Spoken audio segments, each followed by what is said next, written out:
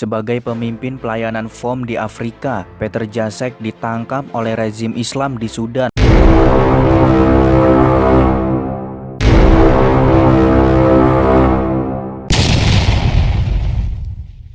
Video berikut. Jangan lupa like, share, subscribe. Metanoia Channel. Shalom Bapak Ibu Saudara-saudari yang dikasihi Yesus dan yang dikasihi, berjumpa kembali dengan saya Pendeta RC Lubis. Saudara Bapak Ibu sekalian, saya sudah lama tidak menanggapi berita-berita yang terbaru. Karena kami 2 minggu pelayanan di wilayah lereng Gunung Merbabu dan baru kembali Jumat malam kemarin. Saudara, Bapak Ibu sekalian, tadi saya melihat sebuah video dan video ini perlu saya tanggapi ataupun saya bagikan buat semua saudara-saudari yang saya kasihi, karena saya pribadi sih diberkati walaupun memang kisah ini sebenarnya kisah yang tragis ya. Semua orang tidak menghendaki terjadinya peristiwa seperti ini terhadap dirinya. Namun kita nggak bisa mengelak jika Tuhan mentakdirkan kita untuk seperti yang ini, saudara ya. Mungkin Bapak Ibu saudara-saudari yang dikasih dalam Yesus tidak sabar lagi. Mari kita saksikan videonya, saudara. Ini. Sebagai pemimpin pelayanan FOM di Afrika, Peter Jasek ditangkap oleh rezim Islam di Sudan pada 2015 saat berada di negara itu untuk membantu penganiayaan Kristen. Dihukum sebagai mata-mata, dijatuhi hukuman penjara seumur hidup dan dipaksa berbagi sel dengan teroris ISIS. Peter bersaksi kepada sesama narapidana selama 445 hari di penjara.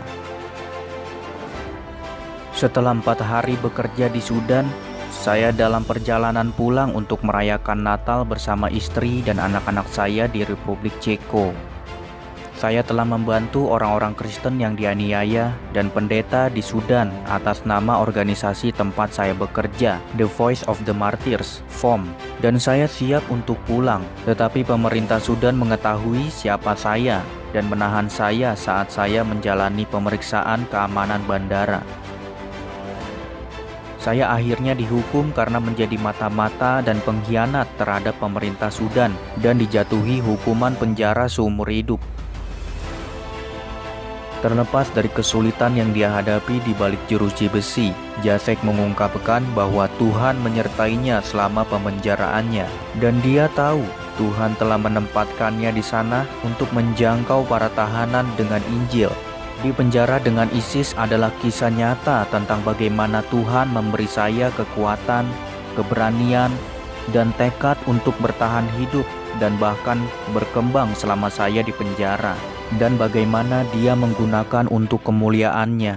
Saya hampir dibunuh oleh satu teman sel saya, anggota ISIS, selama 445 hari di penjara. Saya mampu memimpin banyak narapidana kepada Kristus dan menunjukkan kepada orang lain kebenaran Injil yang tak terhitung jumlahnya. Kami mohon agar Anda terus berdoa untuk orang-orang Kristen yang dianiaya di Sudan dan di seluruh dunia. Peter Jasek memuji doa orang-orang percaya di seluruh dunia untuk kekuatan yang berkelanjutan dan akhirnya dibebaskan dari penjara. Tolong doakan mereka yang masih membutuhkan kekuatan ini.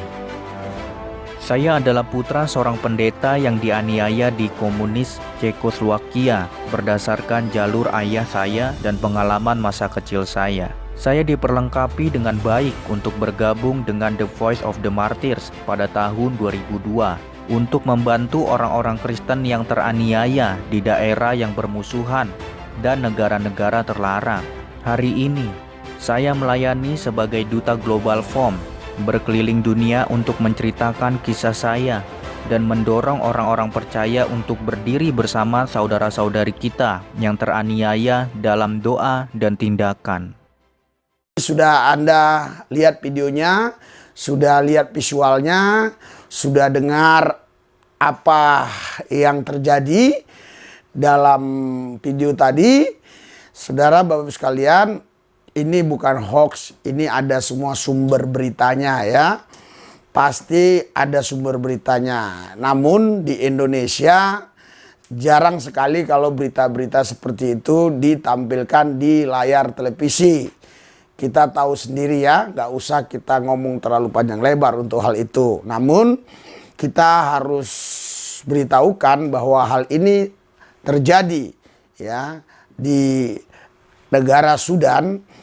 Tapi kita beritakan ini bukan membuat kita menjadi takut. Kita beritakan ini bukan membuat kita menjadi tidak berani untuk memberitakan Injil. Justru dengan adanya kesaksian Peter Jasek ini yang adalah dari Afrika dan dia menolong orang-orang yang ada di Sudan, khususnya yang dia layani adalah orang-orang Kristen di sana. Tetapi perbuatan baik itu tidaklah selalu disambut dengan baik oleh pihak-pihak tertentu. Kita tahu ya Sudan itu seperti apa mereka fanatiknya terhadap agamanya. Sehingga si Peter Jasek tadi ditangkap, dimasukkan penjara, saudara, di Sudan. Tetapi luar biasa sekali ya, ada keajaiban-keajaiban Tuhan yang terjadi atas kehidupannya di dalam tahanan itu. Bahkan dia banyak melayani orang-orang di tahanan itu. Dan hukumannya yang tadinya harusnya hukuman mati, tetapi hanya beberapa lama dia jalani, dia mendapat anugerah kasih karunia dari Yesus, tentunya juga dari pemerintah setempat, pasti ada campur tangan dari pihak PBB, sehingga dia boleh dibebaskan. Dan puji Tuhan, dia bersaksi bagaimana keajaiban Tuhan yang dia alami selama dia di penjara. Saudara Bapak Ibu sekalian, Alkitab berkata di Filipi 1 ayat 21, hidupku adalah Kristus, mati adalah keuntungan. Berarti kalau kita hidup, hidup untuk Kristus. Kalaupun kita mati karena Kristus itu untung. Mati aja untung, apalagi hidup. Berarti hidup lebih untung. Kenapa? Karena hidup kita punya kesempatan untuk memberitakan Injil Yesus Kristus, Injil keselamatan, Injil kerajaan. Kalau kita mati karena Injil Yesus Kristus tadi, karena Injil keselamatan tadi, karena Injil kerajaan tadi, terus kita mati, ya itu untung. Jadi ikut Tuhan itu serba untung ya. Makanya Galatia 2 ayat 20 Alkitab berkata, kalau aku hidup bukan lagi aku yang hidup, tapi Kristus yang hidup dalam aku. Dan hidup yang kuhidup ini adalah iman kepada Yesus Kristus, Anak Allah yang hidup. Jadi hidup kita itu, saudaraku yang saya kasih, bukan punya kita. Hidup kita punya Tuhan Yesus. Sebenarnya kita tidak punya apa-apa. Hidup pun kita nggak punya. Kalau misalnya Anda berkata Anda punya hidup, berarti Anda tidak akan bisa mati. Ya, kenapa saya katakan demikian? Mana mungkinlah orang mau ya mati. Anda punya hidup nih, terus datang mau jemput nih. Ya, enggak. Hidupku ini, jangan. Anda tidak akan mau dijemput oleh Tuhan, dijemput oleh siapapun untuk mati. Karena apa? Karena itu punyamu. Sama seperti ini, saya kasih contoh ya. Ya, ini handphone saya ini. Ya, nggak boleh orang lain ngambil handphone saya ini. Tapi kalau handphone ini saya pinjam dari orang tertentu dan orang itu ambil handphone ini, ya tentu harus saya kasih karena bukan milik saya. Jadi kita tidak punya hidup. Hidup tidak kita punya. Hidup adalah punya Yesus. Makanya kalau kita mati, mati karena Tuhan. Kalau kita hidup, hidup karena Tuhan. Saya balik lagi, kalau kita hidup, hidup karena Tuhan, mati pun harus karena Tuhan. Jadi tidak ada yang harus kita takutkan. Apapun yang terjadi, biarlah lewat kisah tadi kita termotivasi untuk makin semangat untuk memberitakan Injil Yesus Kristus, Injil keselamatan, Injil kerajaan. Karena kalau mereka sudah terima Yesus Kristus sebagai Tuhan dan Juru Selamat, mereka tidak binasa, mereka memperoleh hidup yang kekal. Kita pun memiliki mahkota yang diberikan oleh Tuhan kepada kita.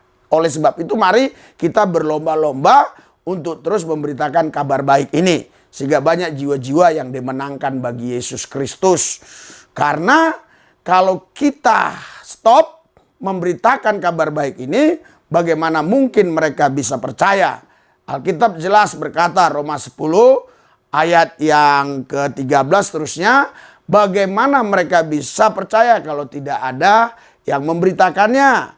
Bagaimana mereka bisa mendengarnya kalau tidak ada yang menyampaikannya? Dan bagaimana kita bisa memberitakan kalau kita tidak diutus dan seterusnya dan sebagainya. Karena itu saudara Bapak Ibu sekalian, saya mengajak semua kita yang ada di metanoia ini, pergilah kita memberitakan kabar baik itu supaya banyak jiwa-jiwa dimenangkan bagi Yesus Kristus. Anda saksikan apa yang kami lakukan ini buat orang-orang yang belum kenal Tuhan. Inilah yang kami lakukan. Kamu kenapa? Oh, oke. Oh iya. Yang motor Pengapurannya mana? Pengapuran. Jalan susah. saya pulangnya nggak tahu.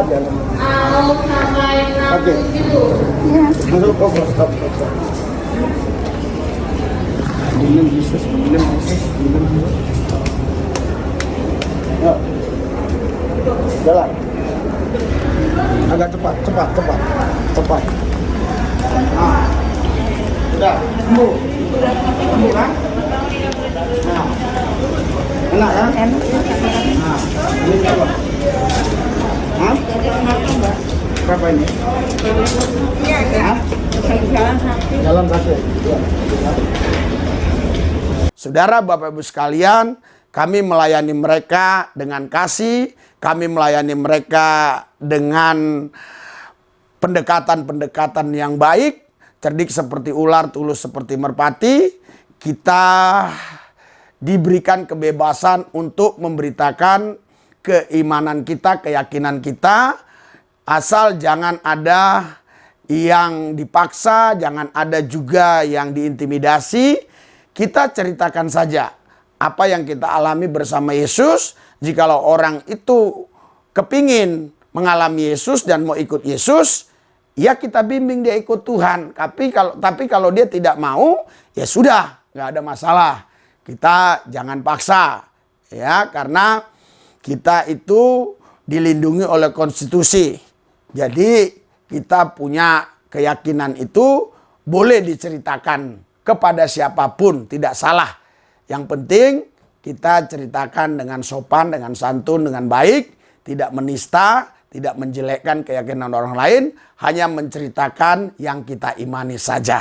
Saudara Bapak Ibu sekalian, saya berharap lewat video ini kita semua makin semangat untuk memberitakan Injil Yesus Kristus.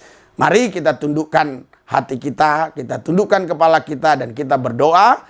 Kuasamu, hadirat urapanmu bekerja atas hidup kami sehingga kami dapat terus melayani Tuhan. Memberitakan Injil Yesus Kristus, Injil keselamatan, Injil kerajaan. Banyak jiwa-jiwa dimenangkan bagi Yesus. Pemirsa yang ada di YouTube ini, khususnya yang sudah subscribe di Metanoia, Tuhan memberkati mereka berlipat kali ganda. Terima kasih Tuhan, dalam Yesus Tuhan kami percaya, haleluya, amin.